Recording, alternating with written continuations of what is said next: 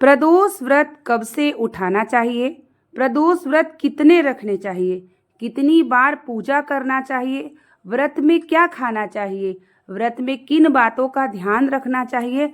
साथ ही प्रदोष व्रत की प्रदोष काल की संपूर्ण पूजा विधि, पूजा सामग्री के साथ आप इस वीडियो में जानकारी प्राप्त करेंगे। तो वीडियो के अंत तक बने रहिएगा। वीडियो को लाइक और कमेंट में हर हर महादेव का नारा जरूर लगाइएगा। मैं रोहित मिश्रा अपने चैनल में आप सभी का स्वागत करती हूं। वीडियो थोड़ी लंबी हो सकती है, लेकिन वीडियो के अंत तक बने रहेंगे तो संपूर्ण जानकारी आप प्रदोष व्रत से जुड़ी जानकारी प्राप्त करेंगे। प्रदोष व्रत यानी महीने की कृष्ण पक्ष और शुक्ल पक्ष की जब त्रयोदशी तिथि पड़ती है तब प्रदोष व्रत रखा जाता है। प्रदोष व्रत अगर उठाने की बात कही जाती है तो कार्तिक मास और श्रावण के महीने में शुक्ल पक्ष की जब त्रयोदशी पड़ती है तो प्रदोष व्रत उठाना शुभ माना जाता है। लेकिन अगर कोई किसी भी महीने में उठाने की सोच रहे हैं तो आप किसी भी महीने की शुक्ल पक्ष की त्रयोदशी तिथि पर आप प्रदोष व्रत उठा सकते हैं। प्रदोष व्रत जब भी उठाई जाती है तो शुक्ल पक्ष की त्रयोदशी तिथि पर, तो यह ध्यान में जरूर रखिएगा। प्रदोष व्रत कितने रखना चाहिए? देखिए, प्रदोष व्रत कही जाने वाली बहुत सारे लोग प्रदोष व्रत को आजीवन रखते हैं। बहुत सारे लोग 11 प्रदोष करते हैं, बहुत सारे लोग 1 वर्ष का संकल्प लेते हैं। तो आप अपनी इच्छा के अनुसार प्रदोष व्रत को संकल्प ले सकते हैं। तो जैसे आप पहले जब प्रदोष व्रत उठाएंगे तो उसी समय आपको प्रदोष व्रत का संकल्प लेना होता है। अगर आप 1 वर्ष का रख रहे हैं तो आप 1 वर्ष का संकल्प लें और अगले साल जिस भी महीने से शुक्ल पक्ष से उठा रहे हैं वह ध्यान में जरूर रखिएगा। तो इस तरीके से प्रदोष व्रत उठाया जाता है, जो कि मैं स्वयं भी प्रदोष व्रत करती हूँ। तो आप अपनी इच्छा के अनुसार देख लीजिए आपको कितने प्रदोष व्रत करने हैं। अगर 1 वर्ष का करना है या हमेशा करना है, या आप 11 या 21, ऐसे भी लोग मनोकामना के लिए संकल्प लेते हैं। तो प्रदोष व्रत आप अपनी इच्छा के अनुसार गिनती में ले सकती हैं। जब भी आपका प्रदोष व्रत पूर्ण होता है तो उद्यापन भी हमें जरूर करना चाहिए। बिना उद्यापन के उसका फल नहीं मिलता है। ठीक है, तो प्रदोष व्रत आप अपने इच्छा अनुसार गिनती में जोड़ सकते हैं। अब हम जानते हैं कि प्रदोष व्रत की पूजा कितनी बार करनी चाहिए। तो देखिए, 2 बार प्रदोष व्रत की पूजा होती है। जब आप प्रदोष व्रत उठाएंगे पहले प्रदोष से, तो आप संकल्प ले लीजिएगा कि आप प्रदोष व्रत का संकल्प ले रही हैं, हर प्रदोष का व्रत करेंगी। हे महादेव, मेरी ये मनोकामना है, आप इसे पूर्ण करें। प्रदोष व्रत जब भी उठाई जाती है तो जैसे संतान की दीर्घायु, संतान सुख, आरोग्यता प्रदान करने के लिए, सुख समृद्धि के लिए, मनोकामना के लिए, हर प्रकार से प्रदोष व्रत फलदायी होता है। तो प्रदोष व्रत की पूजा कितनी बार करनी चाहिए? 2 बार, एक सुबह और एक प्रदोष काल। प्रदोष काल की जो पूजा होती है वह आपकी विधि से होती है। विधि मतलब कि पंचामृत जरूर बनाएं, शुद्ध जल, गंगा जल, बेलपत्र, समी जो है आपको अक्षत, इत्र, जनेव, मौली, पीला चंदन, लाल चंदन, भस्म, अबीर, आपको जितना मिल जाए शिव जी के प्रिय वो सभी थाली में रखना होता है। घर की बनी हुई भोग, दीपक, धूप बत्ती, यह चीजें रखनी होती है। साथ ही सुबह आप अपना शिवलिंग पर 1 लोटा जल अर्पित करके, पुष्प, बेलपत्र चढ़ा करके, दीपक, धूप बत्ती दिखा करके आप प्रदोष व्रत का संकल्प ले सकती हैं। प्रदोष काल की जो पूजा होती है वह सूर्यास्त होने से पहले आधे घंटे, सूर्यास्त के आधे घंटे बाद का जो समय होता है वह प्रदोष काल की पूजा का समय होता है। समय से पहले इसी तरीके से आप अपना तैयार कर सकते हैं। जैसे कि घर का गमला भी रख सकते हैं, उस पर पार्थिव शिवलिंग बना लें, या तो आप चौकी पर भगवान शिव, माता पार्वती की फोटो रखें, शिवलिंग हो तो उन्हें रखें।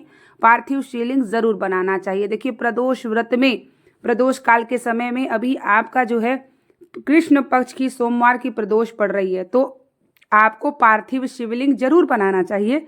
पार्थिव शिवलिंग बनाते समय आप गाय के घी जरूर लीजिए, छोटा सा ही बनाइए, जरूर बनाइए। जब आप पार्थिव शिवलिंग बनाएं तो आपकी कोई मनोकामना है उस समय जरूर बोलें। उसके बाद धीरे धीरे आप जल, अक्षत, इत्र ये सब समर्पित करें, पंचामृत से स्नान कराएं। ये सभी चीज़ें आप भगवान शिव को समर्पित करें, श्रृंगार करें। उसके बाद आपको क्या करना चाहिए कि आप जब शाम की पूजा करेंगे तो आप स्नान नहीं भी करते हैं तो वस्त्र को बदल लीजिए। सुबह जब आप स्नान करती हैं तो ब्रह्म मुहूर्त में उठिए, क्योंकि प्रदोष का व्रत कर रही हैं तो ब्रह्म मुहूर्त में उठिए, स्नान करिए, हर हर गंगे बोल के सूर्य भगवान को जल अर्पित करिए। अपने घर के मंदिर में पूजा सुबह की इस प्रकार से कर लीजिए। और प्रदोष काल के समय में आप सिर्फ वस्त्र को बदल करके भी पूजा कर सकती हैं। पूजा करने से पहले आपको अपने मुख्य द्वार पे दीपक जला लेना है, क्योंकि प्रदोष काल के समय जब शिव जी की पूजन आराधना होती है तो प्रदोष के दिन भगवान वैसे तो प्रतिदिन भगवान विचरण के लिए निकलते हैं, तो इसीलिए कहा जाता है कि भगवान का ध्यान करते हुए मुख्य द्वार पे दीपक जलाइए। उसके बाद अपने घर के मंदिर में इसी तरीके से पूजा कर लीजिए। पूजा करने के बाद आपको क्या करना है, व्रत कथा करनी है। व्रत कथा करिए, 1 माला शिव जी के मंत्रों का जाप करिए।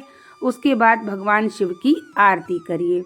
आरती करने के बाद जो आपने पार्थिव शिवलिंग बनाया है उन्हें अपने घर के गमले में विसर्जन कर दीजिए। चढ़े हुए फूल, बेलपत्र, ये सभी शिवलिंग या फूल वो अगले दिन आप जो है सुबह उठने से पहले आप जो है ये जब अगले दिन की पूजा करेंगी तो आपको वो सब चीज़ें जो घर के शिवलिंग में रखा है उससे आप हटा लीजिए।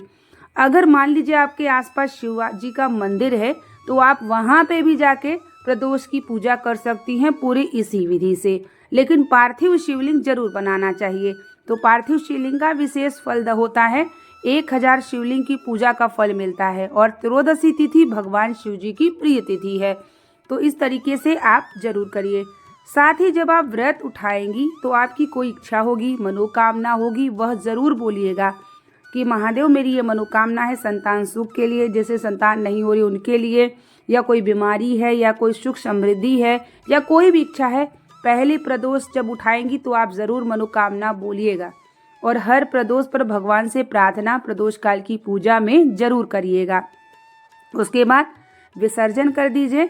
और उसके बाद क्षमा प्रार्थना विसर्जन से पहले जरूर बोलिएगा कि कोई हमारी पूजा पाठ में त्रुटि हो तो हे भोलेनाथ मुझे क्षमा करें। तो इस तरीके से आप जो है प्रदोष व्रत की पूजा प्रदोष काल के समय कर सकते हैं। पूरी विधि के साथ आप इस वीडियो में देख रहे हैं, क्योंकि मैं भी स्वयं प्रदोष का व्रत करती हूँ। त्रयोदशी तिथि हर महीने की शुक्ल पक्ष की हो चाहे कृष्ण पक्ष की हो। तो इस तरीके से आपने पूजा कर लेंगे। इस तरीके से आप पूजा की थाली देख लीजिए, हर श्रृंगार है, धतूरा है, मंदार है। भगवान शिव के लिए पंचामृत आप अलग अलग भी रख सकते हैं।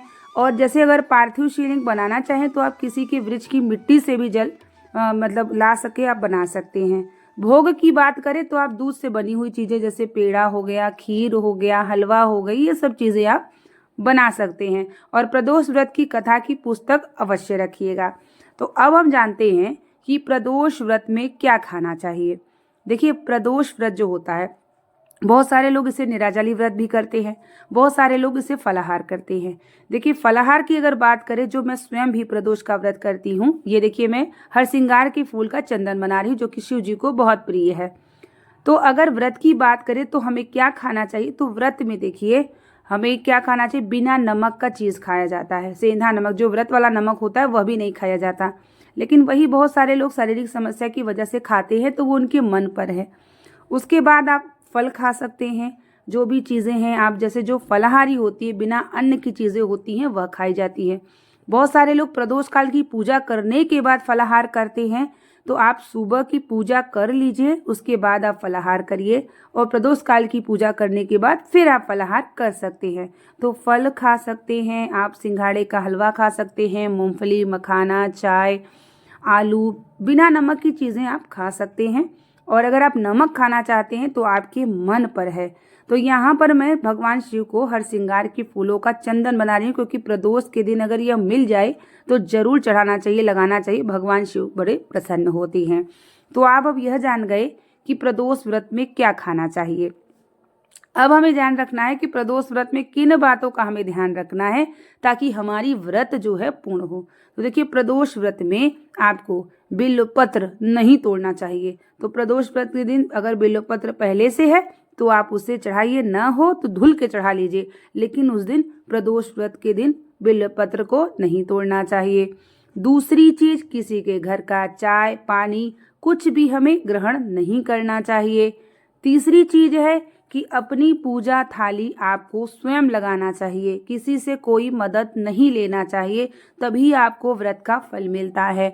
तो पूजा की थाली, पूजा की तैयारी, जो भी चीज़ें हैं आप पूजा करने जा रहे हैं, तो आप अपनी पूजा की तैयारी स्वयं करिए। यह बातों का ध्यान जरूर रखिए ताकि आपको व्रत का फल मिले।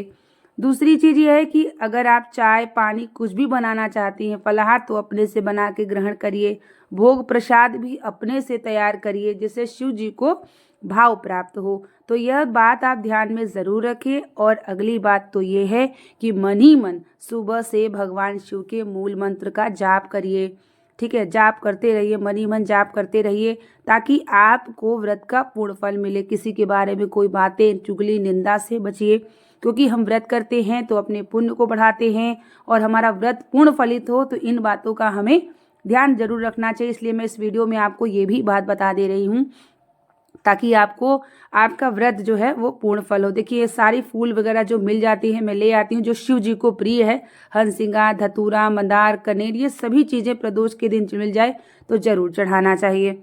अब अगली बात हमें यह ध्यान में रखना है, प्रदोष व्रत में अगर आपके मासिक धर्म आ जाए, पीरियड्स आ जाए, तो प्रदोष व्रत आपको करना होता है, लेकिन आप पूजा नहीं करें तो व्रत आप जैसे करती हैं वैसे ही करेंगे, लेकिन आप पूजा नहीं करेंगी तो अपना व्रत को हमेशा बना के रखना है। कहीं आती जाती हैं तो भी प्रदोष व्रत पड़ जाता है तो आप प्रदोष व्रत को ना छोड़िए। कोई ऐसी स्थिति विषम परिस्थिति आ जाए तो बात अलग है, नहीं तो आप प्रदोष व्रत को हमेशा करिए। अगर आप हमेशा करने का संकल्प ले रही हैं या 1 वर्ष का ले रही हैं संकल्प, तो बीच में एक भी प्रदोष मत छोड़िए। मासिक धर्म आ जाए तो व्रत करिए लेकिन पूजा मत करिए। तो आप कहीं भी जाइए आइए तो आप प्रदोष व्रत मत छोड़िए। जैसे मैं भी हूँ, मैं प्रदोष व्रत हमेशा रखती हूँ, चाहे मैं कहीं भी जाऊँ, मैं के आऊँ, ससुराल जाऊँ।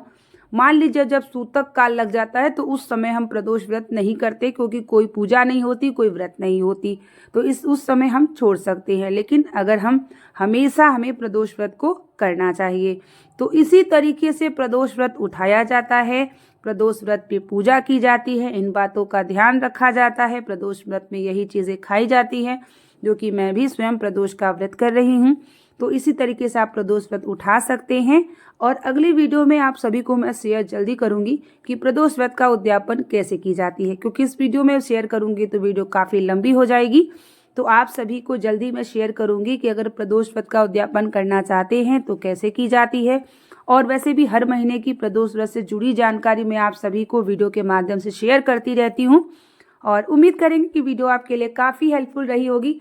तो बने रहिए मेरे चैनल पे, आप सभी को बहुत सारी पूजा पाठ घर गृहस्थ से जुड़ी जानकारी मिलती रहेगी। वीडियो को लाइक ज़रूर करिएगा, कमेंट करिएगा और चैनल पे आए हैं तो प्लीज़ चैनल को सब्सक्राइब ज़रूर कर लीजिएगा। मिलते हैं नेक्स्ट वीडियो के साथ, तब तक के लिए श्री शिवाय नमस्तुभ्यम, हर हर महादेव।